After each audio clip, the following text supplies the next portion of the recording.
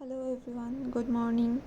সকাল সকাল ঘুমটা ভেঙে গেল। আর আজকে ছিল সোমবার, মানে আজকে আমার 16 সোমবারের ব্রত ছিল, তো আজকে সেটা শেষ সোমবার। তো সকালে উঠে একটু কাজকর্ম যথারীতি করতেই হবে, অফিসের কাজ, সেগুলো একটুখানি করে নিলাম। নেওয়ার পর দেন স্নান করে চলে আসলাম। স্নান টান করে এসে দেখলাম মা পুজোর জিনিস সব গোছানো স্টার্ট করে দিয়েছে। তো এই যে এখানে মা ফল টল সব কাটছে। আমি স্নান টান করে এসে তুলসী তলায় জল দিতে হবে, তো সেই জল নিয়ে আমি তুলসী তলায় জল দিতে গেলাম। আমাদের তুলসী তলাটা যেহেতু বারান্দায়, তো আমাদের ঘর পেরিয়ে তারপর যেতে হয়। তো তুলসী তলায় জল টল দিয়ে তারপরে আমি গেলাম পুজোর কাজ জোগাতে। এই দেখো এখানে একটা ঝাউ গাছ আছে, দুখানা তুলসী গাছ আছে আমাদের। এবার আমাদের তুলসী গাছকে খেতেও দিতে হয়, তো কত পিঁপড়ে হয়েছে সত্যি বলতে। থালা বাসন সমস্তটা ধুয়ে টুয়ে নিয়ে দেন ঠাকুরকে খেতে দেওয়া হলো, তুলসী মাতাকে খেতে দিলাম। দিয়ে আমি চলে গেলাম ঠাকুরের কাজগুলো গোছাতে। চন্দন টন্দন সমস্ত কিছু মা সব রেডি করে রেখেছিল, যেহেতু 108টা বেলপাতা দিয়ে পুজো করব।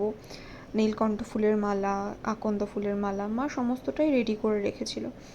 আমি শুধু টুকটাক কাজগুলোই করছিলাম। আর ওই যে আমার মা সমানে বকেই যাচ্ছে, এই করতে হবে, ওই করতে হবে, সেই করতে হবে। আমার মায়ের সমস্ত কিছু অ্যাকুরেট না হলে পরে আমার মায়ের প্রচণ্ড মাথা গরম হয়ে যায়। তো আমার মা আমাকে সমস্ত ইনস্ট্রাকশনগুলো দিচ্ছিল, এটা এইভাবে করতে হবে, ওটা ওইভাবে করতে হবে। তো আমি চন্দনগুলো পুরো ফুল টুল সব কিছুতে ছড়িয়ে দিলাম। দুটো বেলপাতা, মানে দু জায়গায় বেলপাতা করা ছিল, আমার 108টা, মায়ের 108টা, টোটাল 216টা। তো আমি সমস্ত কিছু রেডি করে রাখলাম। মায়ের যেহেতু ফল টল সব গোছানোই ছিল। আর 5 রকমের জিনিস দিয়ে আজকে শিব ঠাকুরকে স্নান করানো হবে। ঘি, মধু, দুধ, ডাবের জল, গঙ্গা জল, 5 রকমের জিনিস দিয়ে শিব ঠাকুরকে পুজো দেওয়া হবে। তো আমি দেখলাম আমাদের শিব ঠাকুরটা না একটু কেমন রুক্ষ রুক্ষ হয়ে গেছিলো। তো আমি কী করলাম, একটু ঘি নিয়ে শিব ঠাকুরটাকে আগে ভালো করে মাখিয়ে নিলাম। মাখিয়ে নিয়ে তারপর আমি ঢাললাম জল। মা ততক্ষণে ওইদিকে ডাবটাকে কেটে মা ডাবের জলটাকে ঢালছিল। আর যেহেতু শিবটা একটু উল্টো পাল্টা, মানে একটু ঘুরে গেছিলো, মা ঠিক মতন রাখতে পারেনি, তো আমি এবার শিবটাকে ঘুরিয়ে সোজা করে রাখলাম। তো তোমরা সবাই বলো যে কেমন লাগছে আমার শিব ঠাকুরটাকে। আর এই যে উপরে যেটা দেখতে পাচ্ছ, সেটা আমার এক দিদির দাদা এঁকেছে। খুব সুন্দর হাতের কাজ, মানে পুরো দেওয়ালটা জুড়ে আমার জাস্ট একটা শিব ঠাকুর আছে, সেটাও আমি পরে দেখাবো তোমাদেরকে। এখন যথারীতি পুজোর সমস্ত কাজকর্মগুলো আমরা করে নিচ্ছি। এই যে দেখতে পাচ্ছ আমি দুধটা কেটে এবার দুধটা ঢালবো। মা যথারীতি ওখানে ডাবের জলটা ঢেলে দিয়েছে। তো এবার দুধ দিয়ে তারপর আমরা সবাই মিলে স্নান করাবো, মানে আমি আর মা দুজনে মিলেই স্নান করাবো। ব্রতটা আমি আর আমার মা দুজন মিলেই করছি। 16টা সোমবারের ব্রত, তো সব কটা সোমবারের ব্রত কমপ্লিট হয়ে গেছে, এটা ছিল আমাদের লাস্ট সোমবার। আর আমাদের খুব ইচ্ছা ছিল যে এই সোমবারটা আমরা আমি আর আমার মা 108টা বেলপাতা দিয়ে পুজো দেবো। আর সত্যি বলতে সেটা হয়েওছে। খাবার দাবারগুলো আমি একটু গুছিয়ে নিচ্ছিলাম। আর মা, আমাদের বাড়ির কাছে প্রচুর বেলপাতা আছে, মানে বেল গাছ রয়েছে, তো সেখানে সমস্ত কচি কচি বেলপাতাগুলো এসছে। তো আমার মা সেখান থেকে সমস্ত বেলপাতাগুলো তুলে এনেছে। তো আমি আর মা দুজনেই একসাথেই পুজো দিলাম। এবার মালা পরানোর পালা।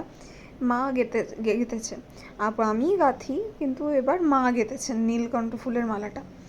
আর আকন্দর মালাটা বাজার থেকে নর্মালি কিনে আনা হয়েছে। এবার শুরু হলো আমার বেলপাতা দেওয়ার, শুরু করলাম। এরপর মা দেবে, আগে আমি দিয়ে নিলাম, তারপর মা দেবে।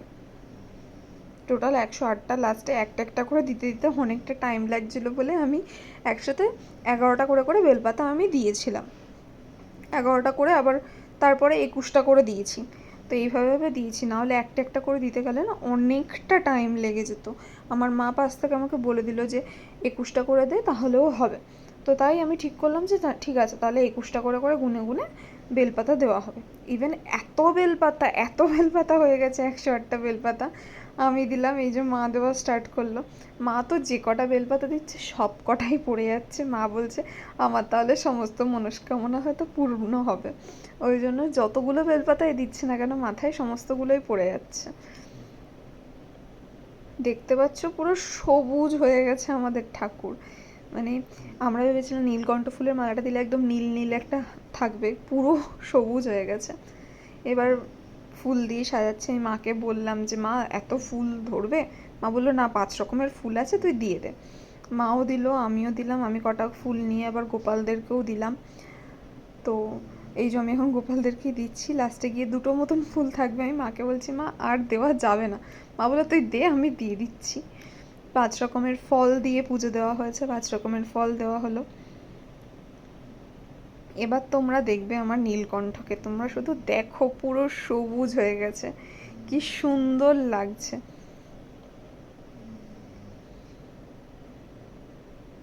এই যে ভোগ সমস্ত ঠাকুরদের জন্য। এবার মা বললো তুই একটু আরতিটা করে দে।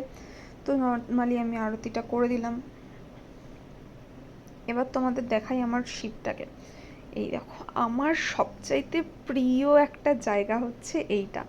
আর এই যে আমার সব বাচ্চা কাচ্চারা সব বসে আছে।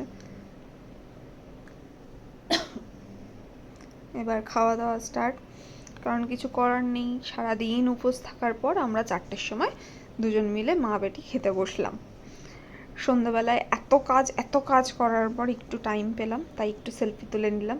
আর এই যে আমার মানে মায়ের ছেলে, তো এ যথারীতি পড়তে চলে এসছে। মায়ের ছেলে বলতে এটা আমার দিদির ছেলে, আমার মাকে মা বলে ডাকে। জানি না, ও ছোটোর থেকে যেহেতু দেখে এসেছে যে আমি মা বলে ডাকি, ও মা বলে ডাকে। লাস্ট ওকে বললাম একটু তাকা, ও